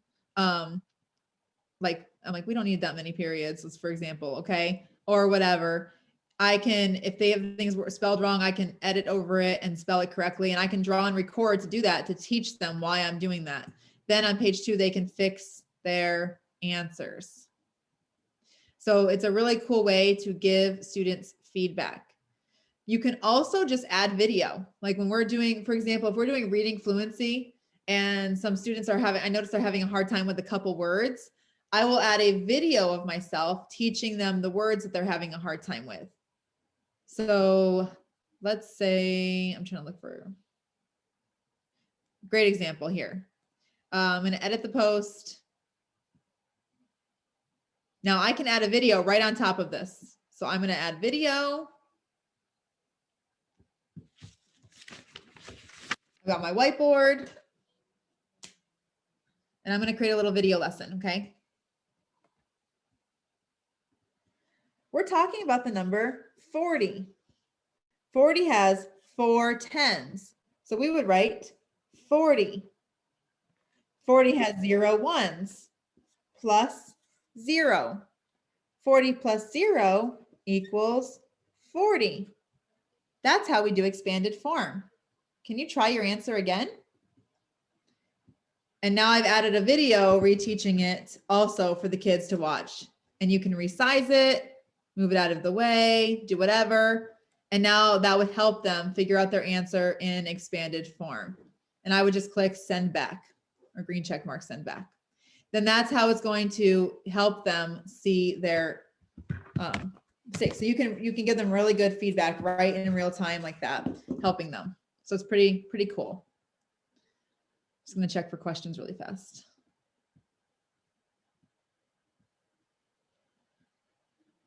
Yes, Angela. So lots of upper grades do, and there's actually a lot of Facebook groups too, based on grade level. So you can join a Facebook group for first grade, second grade, third grade, fourth grade. They have middle school, high school. They also have like special education, art, music, PE. They have Facebook groups for every different content area and grade level. So really great way to get in touch with educators who are using it in the different grade levels. Now the students, if you have it shared so that every student can see each other's work, then everyone could technically see the video. But I'm going to be honest with you, most kids don't go waste their time watching the other kids' videos, like as far as that's concerned. But yeah, so if you have it set where kids can, that anyone can see that video that you do. So that's up to you and your settings. And then, yeah, like so basically, Noelle, that's kind of what this is basically the screen recorder, what they have is right here. So I click the drawing tool, and when you click the microphone, it's recording your screen. So you can do a lot within this, which is what I'm going to kind of show you, because I want to move on to activities. I'm going to show you how to make an asynchronous lesson. We have about 12 minutes left, and I wanted to leave some time with question and answers too. So I'm going to show you kind of how to use the screen recorder to teach a lesson. Okay. It's not the same where it's going to record other tabs, but it's going to record your screen within Seesaw. So it's not like Screencastify where you can go and record everything. I'm just trying to see if there was more questions. Every version of Seesaw should have a library. I don't think you need the paid version. I've never used the paid version of quizzes, honestly. Okay. So I showed you a couple ways to use feedback. You can also just do simple things like the like and the comment. And another really quick, fun tool, this is one of my favorite ways to give it, is to just add a Bitmoji sticker. The kids love it. So if you have the Bitmoji extension, all you do is just add a cute little Bitmoji sticker. And once you do the first one, you can just copy and paste it. So, okay, I'm going to do seal approval. You copy and paste it and resize it. And they love getting a little sticker on their work. So it's a really easy way to give them some feedback too. If they get 100%, I just send them a cute little sticker, and they really like that. It's so funny.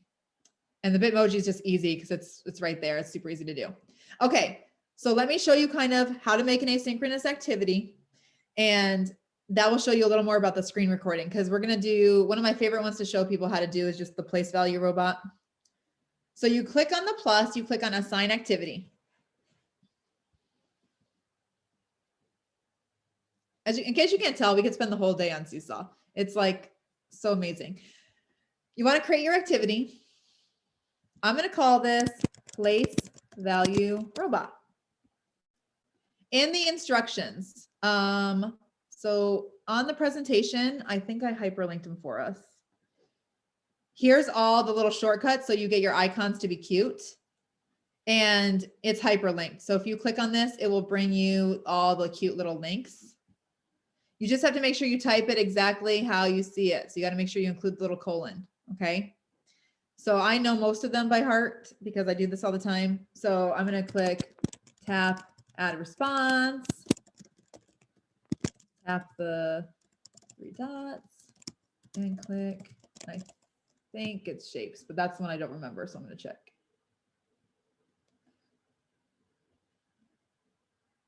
Shapes. Okay. Just wanted to make sure. Use the place value blocks to build your own robot. Use the label or pen to write the number in, we'll say expanded form, standard form, in number form. Tap the check. You are done to upload your work. You can also add voice instructions, right? So I can record and read to my students too. I'm not going to right now. Well, I will, I guess, just to show it. Tap add response, tap the 3 dots and click shapes. So you get the idea. Now the voice instructions will be there also. Takes just a second to upload. Now, I rarely add a multimedia instruction or example. Where you want to add your stuff is the student responses. However, with this, I am going to add this because I'm going to make it an asynchronous lesson. I'm going to use Seesaw to teach a lesson right now. So I am going to add this and I'm going to click drawing. So I'm going to teach my lesson. I'm going to teach a place value lesson. I'm going to click record. This is my blank whiteboard right now. Today, we're going to be learning about standard form, expanded form, and word form. But we're going to do this by building a robot. The first thing we need to do is click the 3 dots and click on shapes. Find your place value blocks. I am going to need some place value blocks.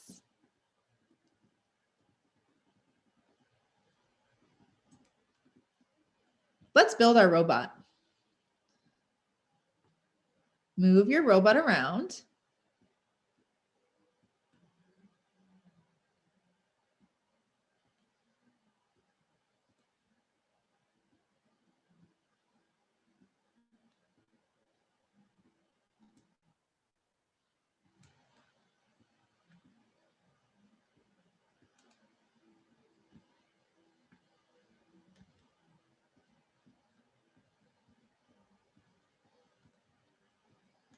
And delete any of your extras. What number did I build in my robot? 100, 200, 210, 220, 230, 240, 241, 242, 243, 244, 245, 246, 247. My standard form is 247. When we do expanded form, we break it up. I have 200 plus 4 tens is 40 plus 7 ones is 7. That is expanded form. 200 plus 40 plus 7. For word form, I'm going to write the number like this, 247. Can you build your own robot and write the number in standard form, expanded form, and word form? And I'm done. I've created my video lesson.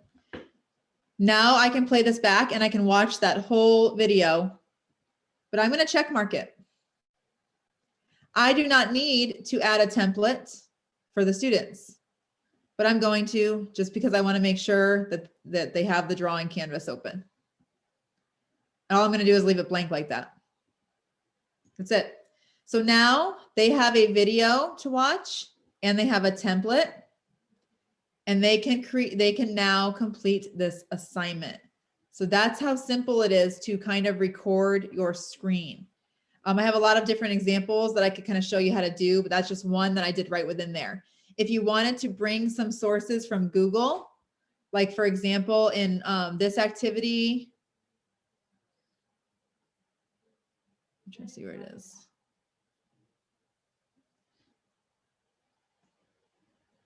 In this activity, I was doing nouns, common and proper nouns. So I had already made this. I had already had the labels ready. I'd already had the pictures in there, but then I had recorded doing the lesson. And you can see this as an example. When you're in your teacher account, you just click on this and you can see these are all different examples. So we only have about 5 minutes left. So yeah, I think for the switching colors just kind of, you know, color coding, it helps with everything.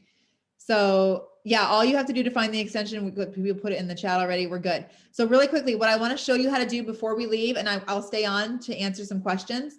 I want to make sure you get back in your teacher account.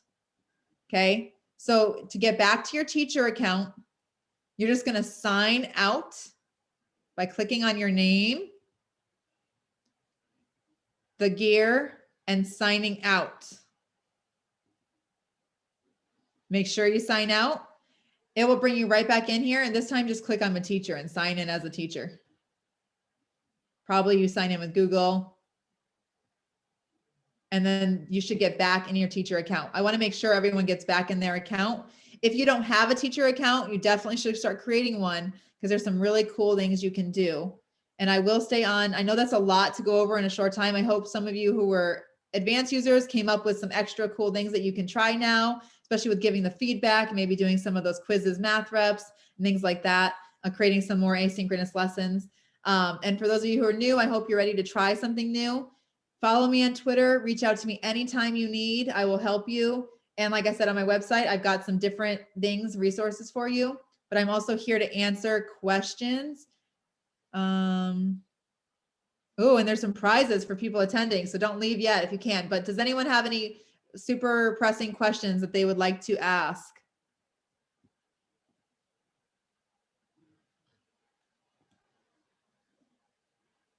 Oh, there you go. That's cool. I didn't know that, Krista. I'm gonna have to do that. That'll be easier. Real quick, as as a student, when I was doing the recording, how do you, so like when your voice came in, like, or I made a mistake or whatever, and I wanted to start over my recording, I could only figure out how to pause it and not start over. How do I start? In the top left corner, there'll be a little X. So the pause should have been over there. I think in the same, no, pause should have been, there should be a little X. Or if you click on the pause, it should have an X somewhere where you can delete and start over. Okay. I'll see if I can pull up an example.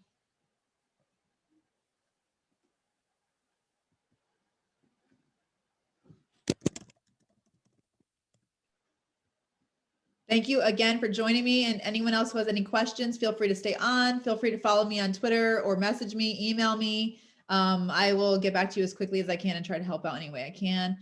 Definitely have this presentation. I'll make sure I put that in the chat again because it has all the resources.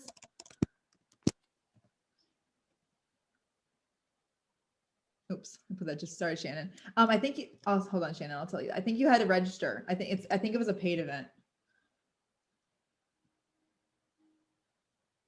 You don't have to make a copy. That's what's great. So when you assign something in Seesaw, it automatically makes a copy for everyone. It does it automatically. So when you're recording, okay, yeah, you see how the pause is right here. The X is up here. So that's when you can exit your recording and start over, but it does make you record the whole thing over. Okay, thank you. No problem. So when you assign an activity, as long as you click all the students' names, it makes a copy for them and nothing, you don't have to do anything. It's really nice. Thanks, Valerie. All right, y'all, let's give Jen like a huge round of applause, or like I saw some of you say thank you notes or write her thank you notes already in the chat. Thank you, Jen, for being here. Yay! It was super duper fun. Learned a whole lot and all the little tips and tricks. And we do have some prizes for those of you who are in attendance. And I believe James is going to pull that up for us right now. Yeah, so I'm just gonna give 3 t-shirts out, and then Do you want to share your screen with us, James? it doesn't matter. Oh, there you go. Now you can. Oh, okay.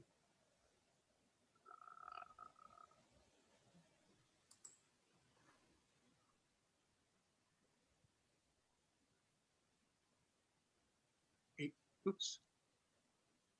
Okay,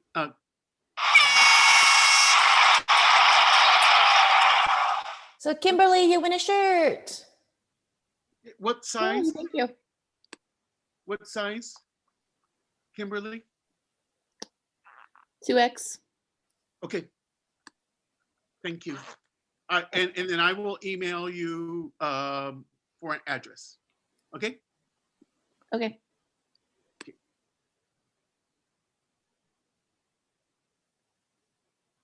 Oops. Okay, another one.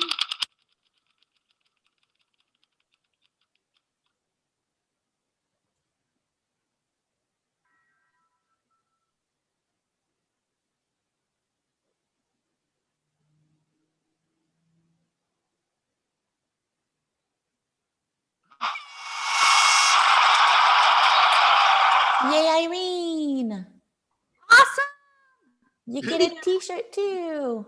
So James will email you the information, including, so you'll just respond to him with the size that you need. Yeah. Okay. Awesome. Okay.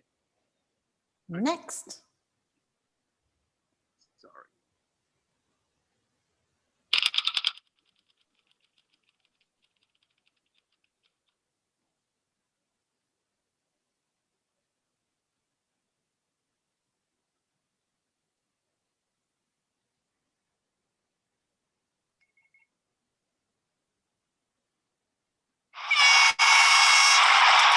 Yay, Addie. And so once again, James will email you information and then you can tell him the size that you need.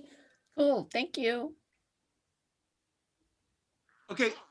Next 3 people will get a $10 gift certificate to Starbucks.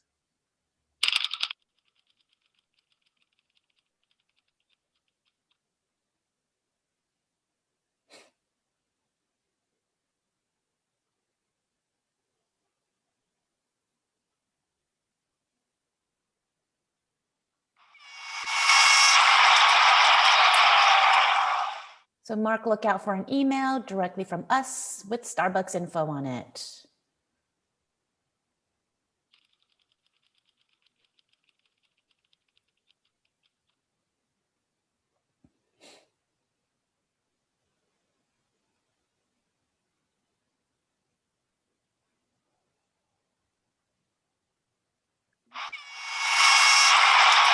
Hello, Sarah, same thing. Thank you. You're Lydia, your name were put in, so James had compiled everybody who was in attendance.